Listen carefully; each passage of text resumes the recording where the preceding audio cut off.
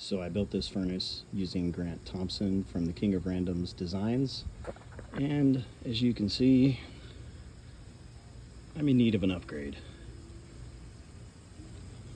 I'm going to keep the same torch setup, also from Grant Thompson, when he converted his furnace from charcoal to gas. Definitely recommend not using charcoal. I use gas, and just one torch also helped his problem. He used 2 torches of overdrawing the barbecue propane cylinder and causing it to freeze up. So got these 2 16-gallon oil drums. That's what I'm going to be using, and I'm also going to line them with 2800 degree rated fire brick. And just like with Grant's original design, I'm doing 1 3/4 plaster of Paris, 1 3/4 playground sand, and 1 1/4 water mixture. And I'm going to mix that up. And I'm just using my new crucible that I haven't cured yet as a measuring cup. So after the plaster sand mixture firmed up enough, probably about 10 minutes, I was able to place the 2 fire bricks I'm going to use for the bottom of the furnace in there, and now I'll wait for that to set up. So I bought a masonry saw blade, and it literally didn't make the cut. I was hoping for a nice, perfect angle to do my heptagon, and I didn't get the nice, perfect angle. So I'm gonna use refractory cement. I was thinking about using it anyway. Another word for it is Satanite, to fill in the gaps and line my bricks, my fire bricks. The fire bricks were just too dense for the blade that I bought. But as you can see, my crucible fits in there really nice.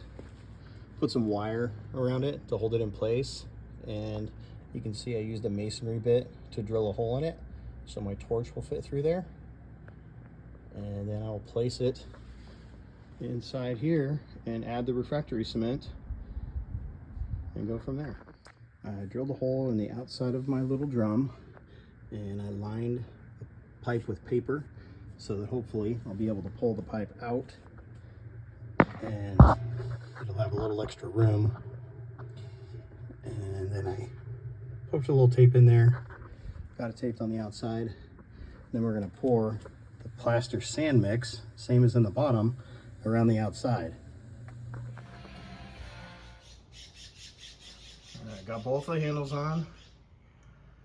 Now I'm about to do the pour outside, around the outside. And I haven't added the water yet, but there is mixture of 1 3/4. I did that bucket. Didn't do an exact calculation, but 1 3/4 sand, 1 3/4 plaster, 1 1/4 water. So let's see how it turns out. So I stirred it around until the sand was suspended in the slurry, and it started to thicken up a little bit. Then I poured it in there. I needed to add a little bit more, but me adding the paper around the hole really helped getting that pipe right out. It pulled right out of there. And so now I need to make the lid. And don't worry, the top is just rough cut. I'm gonna trim that right to the level of the plaster when I'm done. All right, I'm getting ready to pour the lid, and I put some screws in there just in case the lid starts breaking up. That way it'll hold it all in there, and then extra long screws for the handles, and again nylon locking nuts so that those don't come loose over time. And I'm going to do the same, 1 part plaster, 1 part sand, and then about half as much water as those 1 parts, and we'll pour it to the top. I put this stainless steel pipe in there because I had it. You can really use anything that will cast a hole in the mold. I'm going to leave the stainless steel pipe in there. Don't know if it'll stay, don't know if it'll make things better, but it might last a long time, might not melt out. We shall see. All right, I'm all done, ready for a test firing. So there's the lid. I put a little bit of refractory cement on top, and it didn't quite fill it all the way, so I had to grind off just a hair around the top. I left the stainless steel pipe in there. Don't know if it's gonna fall out, melt out, maybe it'll stay there forever. Don't know, but I left it in there, so we shall see. My crucible is warming up right now, and then I'm gonna fire this baby up. And I would say test run, but it's not really a test because I'm sure it'll work. And we'll see from there.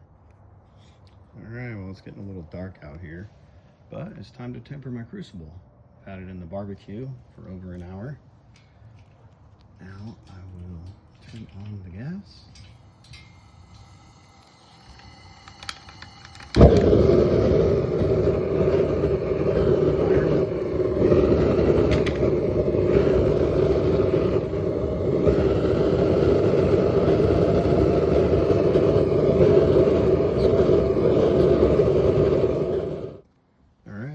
There's the finished product, and my crucible all tempered, ready to go for melting some metal. Stay tuned for the next video where I melt something down and do some sand casting.